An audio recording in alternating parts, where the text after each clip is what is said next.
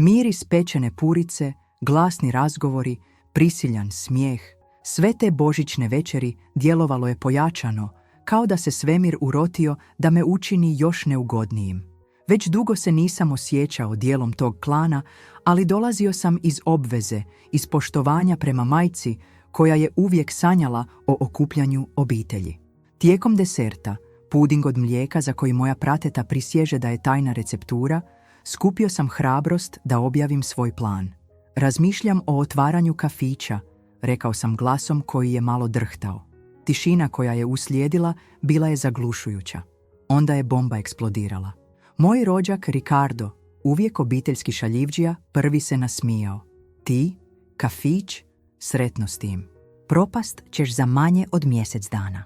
Njegov smijeh bio je zarazan i ubrzo su mu se pridružili drugi, uključujući moje stričeve, pa čak i moju stariju sestru koja me uvijek u svemu podržavala.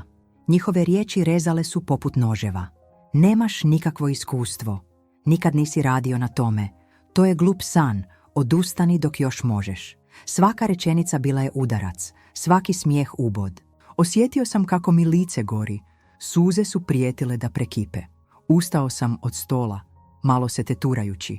Vidjet ćete, promrmljao sam prije nego što sam izašao iz sobe i zaključao se u sobu za goste. Plać je došao kompulzivno, mješavina bijesa, srama i razočaranja. Te noći, dok su prigušeni smijehovi dopirali do mene, donio sam odluku. Neću biti obiteljska šala. Pokazat ću im, svima njima, da sam sposoban. To poniženje pretvorit će se u gorivo, bol u odlučnost. Otvorio bih taj kafić i bio bi uspješan. I tada bi progutali svaku riječ, svaki smijeh, svako ruganje. Nisam znao da će put biti puno zavojitiji i da će osveta imati gorko-slatki okus koji još nisam mogao predvidjeti. Tjedni koji su uslijedili bili su vrtlog istraživanja, planiranja i iznad svega poricanja. Odbijao sam priznati koliko su me riječi moje obitelji pogodile. Pretvarao sam se da je ideja kafića nešto što planiram godinama, a ne impulzivna reakcija na katastrofalnu noć. Proveo sam sate surfajući internetom, istražujući sve o kafićima, vrste zrna, espresso aparate, jelovnike, dekoracije, zakone. Svaki pročitani članak, svaki pogledani video bila je još jedna cigla u izgradnji mog zida samopouzdanja. Pronašao sam malu napuštenu nekretninu u mirnom kvartu, ali s velikim potencijalom. Bio je to mali prostor s oljuštenim zidovima i pročeljem koje hitno treba renoviranje, ali ja sam tamo nešto vidio. Vidio sam mogućnost stvaranja utočišta, ugodnog mjesta gdje se ljudi mogu povezati, opustiti i, naravno, uživati u dobroj kavi. Uvjeriti vlasnika da mi iznajmi prostor bila je bitka. Bio je mrzovoljni starac, skeptičan i s malo vjere u mlade poduzetnike. Ali ja sam inzistirao, predstavio svoj poslovni plan, iako je još bio pomalo nejasan, govorio o svojoj strasti za kavom i viziji za kvart. Na kraju je popustio, možda dirnut mojom odlučnošću ili jednostavno umoran od moje upornosti. Renoviranje je bilo kaotično. Nisam imao puno novca, pa sam radio. Bojao sam zidove, brusio stari namještaj koji sam pronašao u second-hand trgovinama, postavljao svjetiljke uz pomoć prijatelja električara. Svaki potez kistom, svaki udarac čekića bio je način istjerivanja duhova te božićne noći. Neprospavane noći, ozlijeđeni prsti, odjeća prekrivena bojom. Umor je bio konstantan, ali kako su dani prolazili, kafić je dobivao oblik, postajao sve stvarniji. Osjećala sam se iscrpljeno, ali i nevjerojatno živo. Konačno je stigao dan otvaranja. Bila sam ruina, ali adrenalin me sprječavao da osjetim umor. Sve sam pažljivo pripremila, organizirala zrna, posložila kolače u vitrini, pustila ambijentalnu glazbu. Kad su prvi ljudi počeli dolaziti, srce mi je poskočilo. Radoznali susjedi, prijatelji koji su došli pružiti podršku, stranci privučeni aromom svježe kave. Kafić je bio pun, atmosfera živahna, ali usred te gužve tražila sam jedno specifično lice. Lice kojeg sam se bojala i željela vidjeti u isto vrijeme. I onda sam ih vidjela. Moji roditelji, sestra i rođak Ricardo, stojeći na vratima s oklevajućim pogledima. Jesu li došli da mi se ponovno rugaju? Ili je aroma moje kave konačno probila barijeru predrasuda? Odgovor je trebao biti poslužen, zajedno sa sljedećom šalicom. Vrijeme kao da se zamrznulo kad su se naši pogledi susreli. Moj otac sa svojom uobičajeno ozbiljnom ekspresijom, majka nervozna, čvrsto stiskajući torbicu, sestra s oklevajućim osmijehom, a Ricardo, okidač svega, s mješavinom radoznalosti i, bi li to moglo biti, kajanja u pogledu. Progutala sam knedlu pokušavajući kontrolirati drhtanje ruku. Ignorirala sam red kupaca i krenula prema njima, osjećajući svaki korak kao da gazim po krhotinama stakla. Što vi radite ovdje?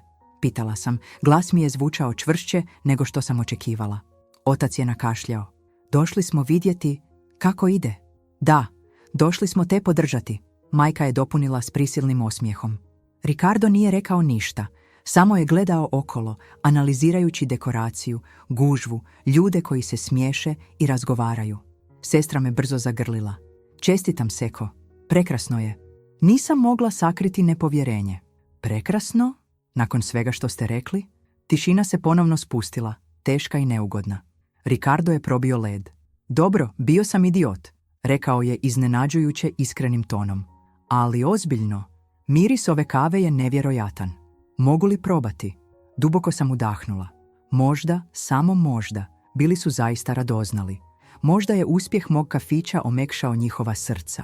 Ili možda su, kako sam se bojala, bili tu da pronađu pukotinu, slabu točku, kako bi me ponovno mogli poniziti. Naravno, odgovorila sam s gorkim osmijehom. Pripremit ću vam. Dok sam pripremala 4 kapućina, promatrala sam ih krajičkom oka. Otac je pažljivo pregledavao jelovnik. Majka se divila cvjetnim aranžmanima. Sestra je živahno razgovarala s klijenticom. Ricardo je pak nastavio gledati okolo, kao da pokušava upiti svaki detalj. Predala sam kapućine, osjećajući težinu osude u njihovim pogledima. Prvi su gutljaj popili u tišini. Vrlo je dobro, rekla je majka iznenađeno. Stvarno vrlo dobro, složio se otac s rijetkom pohvalom. Sestra se nasmiješila. Znala sam da ćeš uspjeti, glupačo. Ricardo je bio zadnji koji se oglasio. Znaš, nikad nisam zamislio da si tako dobra u ovome. Moje čestitke. Te riječi koje dolaze od njega imale su drugačiju težinu, kao da se pojavila mala pukotina u zidu ogorčenosti koji sam izgradila oko svog srca. Ali ožiljak te božićne noći još je pekao. Sumnja je bila uporna. Jesu li zaista bili iskreni? Ili je sve to bila fasada, način manipuliranja i približavanja da bi me u pravom trenutku ponovno srušili? Odgovor, znala sam, neće doći tako brzo. Ali zasad bih im dozvolila da kušaju moju kavu. Uostalom, osveta ima sladak okus. Ali cijena izgubljenog povjerenja preskupa je da bi se ponovno platila. A sljedeća šalica, vjerujte mi, dolazila bi s tajnim sastojkom, mojim oprezom. Dani koji su uslijedili nakon posjeta moje obitelji bili su emocionalni rollercoaster. S jedne strane, kafić je cvjetao. Usmena predaja je divno funkcionirala i ubrzo je malo utočište postalo popularno mjesto okupljanja u kvartu. Dobivala sam stalne pohvale, iskrene pohvale, od ljudi koji su zaista cijenili ugodnu atmosferu i kvalitetu moje kave. S druge strane, prisutnost moje obitelji lebdjela je nadamnom kao sjena. Postali su redoviti posjetitelji kafića. Majka je dolazila svako poslijepodne na kapućino s tortom od mrkve. Otac je čitao novine za stolom u kutu. Sestra je dovodila prijateljice na branč subotom. Čak se i Ricardo povremeno pojavljivao, uvijek naručujući isto, dupli espresso i tihu ispriku u pogledu. Osjećala sam se podijeljeno. Dio mene se radovao njihovoj prisutnosti, osjećaju da sam nekako ponovno zadobila poštovanje, a možda čak i divljenje svoje obitelji. Ali drugi dio, povrijeđeni i nepovjerljivi dio, nije mogao vjerovati u nagli preokret. Sumnjala sam u skrivene namjere, u makijavelistički plan da me sruše u trenutku najvećeg uspjeha. Jednog poslijepodneva, dok sam čistila stol, čula sam razgovor između moje majke i jedne od njenih prijateljica. Tako je sretna s kafićem, govorila je moja majka. Uvijek je sanjala o vlastitom poslu. I gle, uspjela je. Tko bi rekao? Prijateljica je odgovorila. A ti? Ponosna si na nju? Tišina koja je uslijedila učinila me zabrinutom. Tada sam čula majčin glas. prožet emocijama. Ponosna? Blistam, ali priznajem da se osjećam krivom. Bila sam tako okrutna prema njoj te noći. Majčine riječi pogodile su me kao grom. Bio je to prvi put da sam je čula kako priznaje da je pogriješila. Možda, samo možda, njihova promjena bila je stvarna. Možda je moj uspjeh poslužio kao ogledalo, pokazujući im nepravdu njihovih riječi i snagu moje odlučnosti. Ali paranoja me i dalje izjedala. Počela sam primjećivati male detalje koji su prije prošli nezapaženo. Ricardov pogled na financije blagajne, inzistiranje moje sestre da mi pomogne s društvenim mrežama kafića, stalna pitanja mog oca o broju kupaca i mjesečnom prometu. Je li to bila moja paranoja? Ili su oni nešto kovali u sjeni? Odgovor: bojala sam se. Bio je bliži nego što sam mislila. A sljedeći posjet moje obitelji, obična nedjeljna večera, bila bi pozornica za otkrivenje. Otkrivenje da se zavist ponekad oblači u dobre namjere i da obitelj, koliko god te voljela, može biti tvoj najveći sabotažer. Nedjeljna večera počela je kao i mnoge druge. Bogat stol, bakina čipkasta stolnjak, srebrni pribor za jelo koji je izlazio iz ormara samo u posebnim prilikama. Majka se trudila u kuhinji, pripremajući svoja omiljena jela, lazanje, pečenu piletinu, salatu od krumpira. Otac, kao i uvijek, sjedio je na čelu stola, čitajući novine i gunđajući o politici. Sestra je brbljala o novom dečku. Ricardo, tiši nego obično, čeprkao je po hrani bez apetita. Osjećala sam se napeto, kao žica violine koja će puknuti. Paranoja me proždirala. Svaki pokret, svaka riječ, pomno su analizirani u potrazi za znakom izdaje. Tijekom deserta, čokoladne torte koju sam sama napravila, Ricardo je konačno prekinuo tišinu. Dakle, kako idu financije kafića? Pitao je ležernim tonom koji me nije prevario. Idu dobro, odgovorila sam kratko i oštro. Zašto? Radoznalost, slegnuo je ramenima. Znaš, imam malo iskustva s administracijom. Ako trebaš pomoć, ne trebam, prekinula sam grubo. Snalazim se. Sestra mi je uputila prijekorni pogled. Ne moraš biti gruba, Seko. On samo pokušava pomoći. Pomoći? Uzvratila sam, osjećajući kako bijes kipi u mojim venama. Otkad se vi brinete da mi pomognete, otkad ne navijate da propadnem. Tišina je pala na stol kao giljotina. Roditelji su me gledali zapanjeno, sestra razočarano, Ricardo s olakšanjem. O čemu ti pričaš? Otac je pitao glasom punim nevjerice. Govorim o istini, odgovorila sam ustajući od stola. Govorim o zavisti, sabotaži, želji da me vidite na dnu. Nikad niste vjerovali u mene, nikad me niste podržali. A sada, kad sam konačno nešto postigla, vi ste ovdje, kružite kao lešinari, čekajući pravi trenutak da me srušite. Riječi su se izlijevale iz mojih usta kao lava iz vulkana. Nisam se mogla kontrolirati. Bijes nakupljen mjesecima konačno je eksplodirao. Ricardo je također ustao, s mračnim izrazom lica. U krivu si, rekao je tihim i kontroliranim glasom. Nikad ti nismo htjeli nauditi. O, ne? Ironično sam rekla. Onda mi objasni zašto stalno pitaš o financijama kafića? Zašto je moja sestra tako zainteresirana za moje društvene mreže? Zašto me otac stalno ispituje o broju kupaca? Maske su konačno pale. Ricardo je duboko udahnuo, kao da se priprema za priznanje. Istina je da razmišljali smo o ulaganju u tvoj kafić. Njegove riječi pogodile su me kao udarac u trbuh. Ulagati? Je li to bilo to? Je li to bila velika zavjera? Ulagati? Ponovila sam s nevjericom. Nakon svega što ste rekli, nakon svih smijehova, mislite da sam glupa? Pogriješili smo, rekla je majka sa suzama u očima. Bili smo okrutni i nepravedni, ali kajemo se. I želimo ti pomoći da proširiš svoj posao. Želimo biti dio tvog uspjeha. Njihove riječi zvučale su iskreno, ali nepovjerenje me još uvijek izjedalo. Jesu li se zaista pokajali?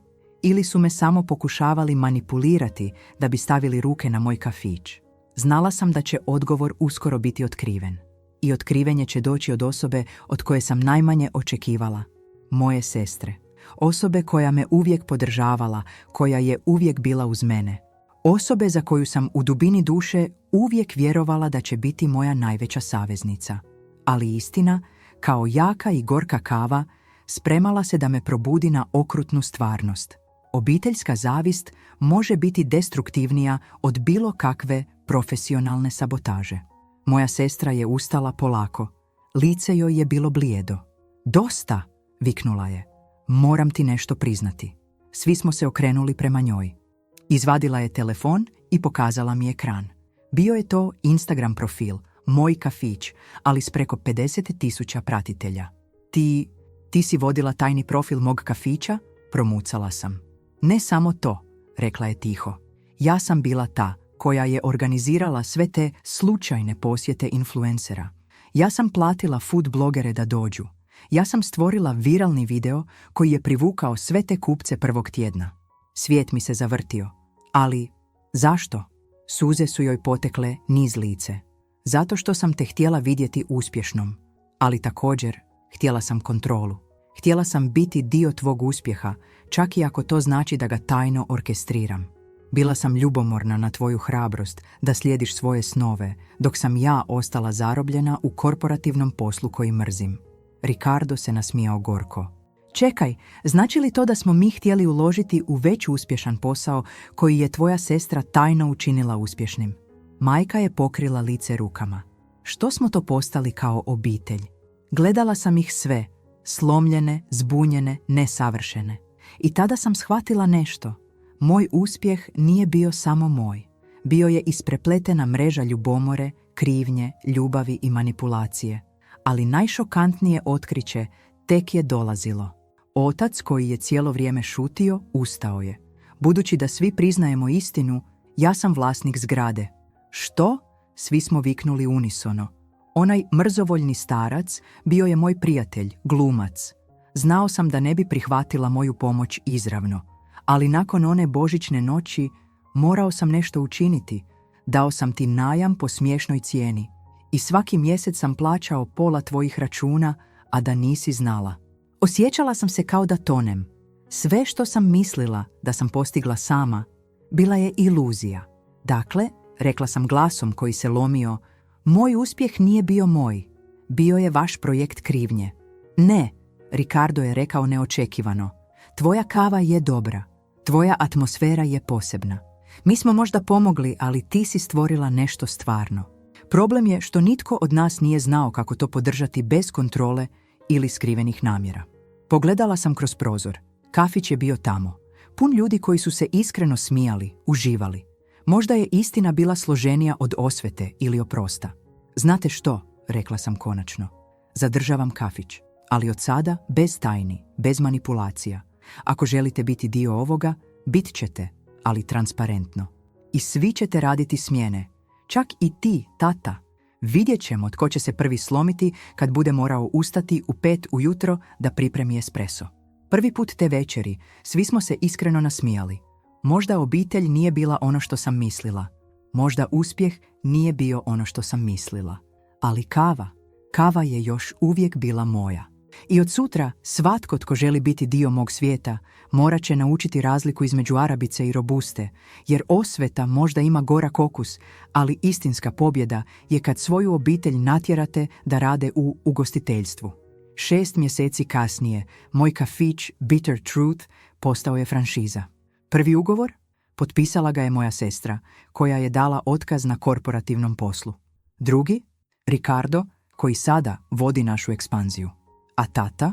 On još uvijek radi jutarnje smjene i još uvijek ne zna napraviti pravi kapućino.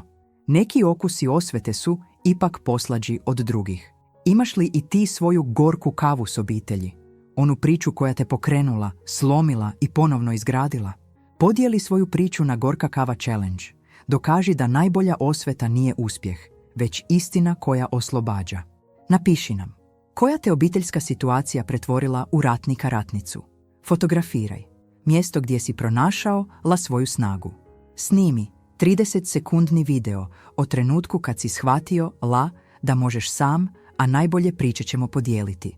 A jedna osoba osvojit će besplatnu baristički tečaj, 1000 euro za pokretanje vlastitog posla, mentorstvo od uspješnih poduzetnika koji su također imali svoje gorke kave, jer ponekad najbolji recept za uspjeh dolazi iz najgorčih sastojaka.